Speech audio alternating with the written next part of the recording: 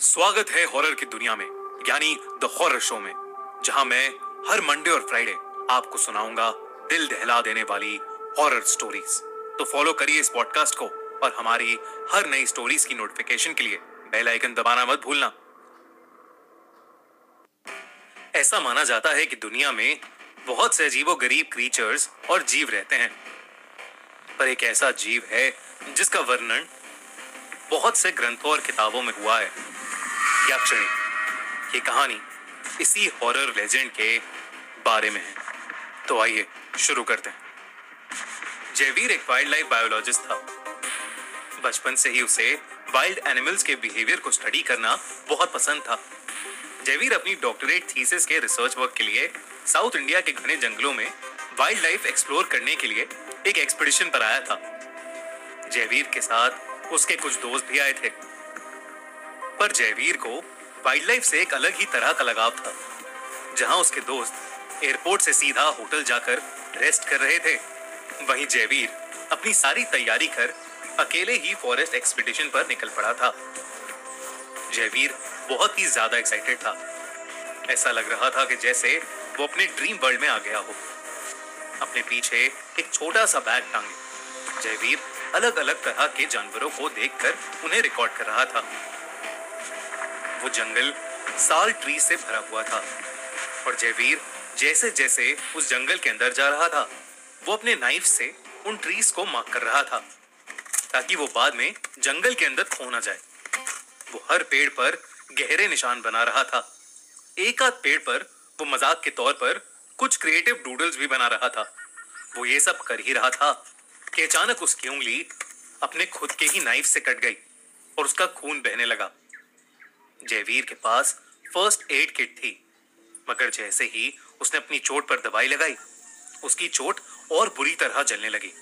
उसे ऐसा फील हुआ कि जैसे उसकी उंगली पर किसी ने एसिड डाला हो। उसने अपनी पानी की बोतल चेक की, मगर उसमें पानी खत्म हो चुका था। जयवीर उस जंगल में पानी खोजने लगा था। जैसे जैसे वो उस जंगल के और अंदर जा रहा था, उसे और ज्यादा ठंड लग रही थी। अचानक जयवीर को ऐसा लगा जैसे कोई उसका पीछा कर रहा है। वो पीछे मुड़ा तो उसे एक परछाई नजर आई, जिसे देख वो थोड़ा घबरा गया।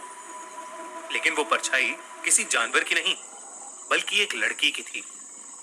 वो उस परछाई के पीछे पीछे चल दिया। अचानक से वो परछाई गायब हो गई, लेकिन तभी जयवीर को वहां एक झील दिखी।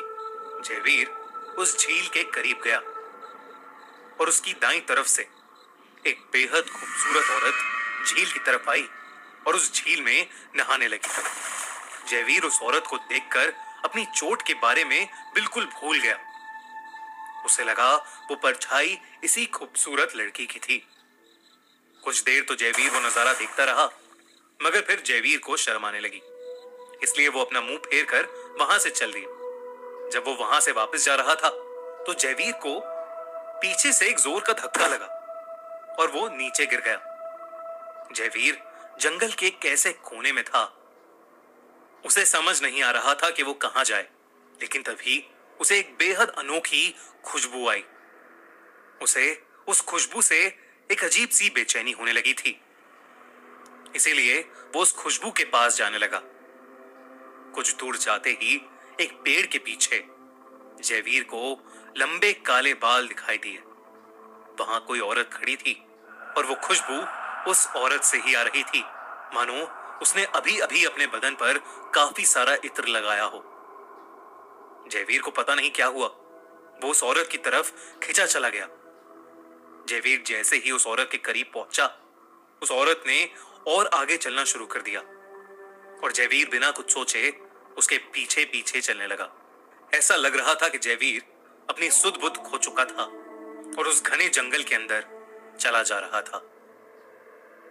कुछ दूर चलने के बाद जयवीर ने उस औरत को आवाज लगाई, सुनो, तुम कौन हो और अकेली इस जंगल में क्या कर रही हो?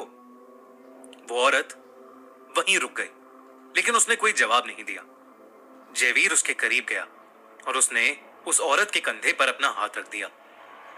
उसके हाथ रखते ही वो औरत पीछे पलटी जयवीर ने अपनी जिंदगी में उससे ज्यादा खूबसूरत औरत पहले कभी नहीं देखी थी। वो कुछ देर तक सिर्फ उसे देखता रहा। उस औरत ने धीमे से अपना हाथ जयवीर के बालों में फेरा। उस औरत के छूने के बाद तो मानो जयवीर उसका दीवाना सा हो गया। उसकी आंखें हल्की लाल होने लगी, मानो जयवीर को किसी चीज का नशा हो गया हो। उसने उस औरत को अपनी ओर खींच लिया। उस औरत ने जयवीर से पकड़ छुड़ाई और उसका हाथ थामकर उसे जंगल के और घने हिस्से में ले जाने लगी। अंदर जाते हुए जयवीर को कोई होश नहीं था। वो चुपचाप उस खूबसूरत औरत के पीछे पीछे चलता रहा। चलते चलते अब जयवीर को कई सारे जानवरों की आवाज आने लगी थी। जंगली जानवरों के गुर्राने की आवाज धीरे धीरे तेज हो रही थी। अब जयवीर और वो औरत चलते हुए जंगल के बीचों बीच पहुंच गए थे। वो औरत धीरे धीरे जयवीर के शरीर पे अपना हाथ फेर रही थी और देखते ही देखते उसने जयवीर की गर्दन पकड़ ली और वो जयवीर का गला दबाने लगी। जयवीर छटपटाने लगा और अपने आप को छुड़ाने की कोशिश करने लगा।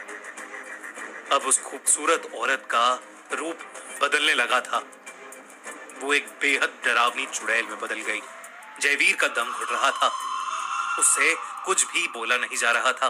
तभी जयवीर के सीने में बहुत तेज दर्द उठा, ऐसे जैसे किसी ने चलते हुए अंगारे उसके सीने पर डाल दिए हों। वो जोर से चीखा और उसके चीखते ही वो चुड़ैल जोरों से हंसने लगी। उसने जयवीर को एक पेड़ पर टिका दिया और उसका गला पूरी ताकत से दबाने लगी। तभी जयवीर ने हिम्मत करके अपनी पॉकेट में पड़ा चाकू निकाला और उस औरत पर चला दिया। 1 मिनट के लिए उस औरत की पकड़ तो छूट गई, मगर उस औरत को चाकू के वार से भी कुछ नहीं हुआ। जयवीर के पास अपनी सांस वापस भरने का भी समय नहीं था।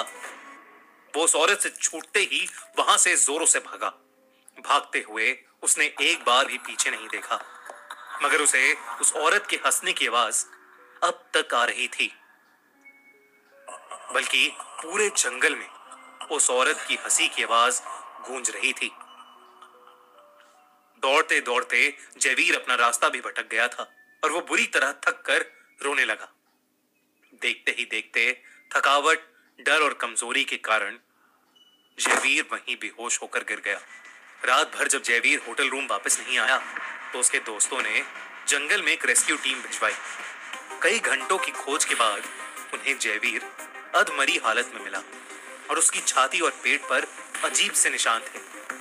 वो निशान बिल्कुल वैसे ही थे जैसे जयवीर ने अपने नाइफ से उन जंगलों के पेड़ों पर बनाए थे। होटल के रिसेप्शनिस्ट ने तब जयवीर को बताया कि माना जाता है कि उस जंगल में याक्षणी वास करती है। याक्षणी जो कि एक राक्षसी है जो लोगों को अपनी सुंदरता से अपना शिकार बनाती है। उस जंगल के पेड़ ही उसका घर है और जयवीर ने उसके घर से छेड़छाड़ करके याक्षणी को गुस्सा दिला दिया। ये सब होने के बाद जयवीर महीने भर तक सदमे में रहा, ये सोच सोच के कि उसका सामना एक चुड़ैल, एक राक्षसी याक्षणी से हुआ था।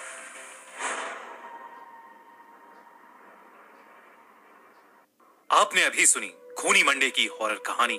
अगर ये कहानी आपको पसंद आई तो हमारे horror podcast the horror show को फॉलो कीजिए और सुनिए दिल दहला देने वाली हॉरर स्टोरीज हर मंडे और फ्राइडे। हमारी नई कहानियों की नोटिफिकेशंस के लिए बेल आइकन जरूर दबाएं।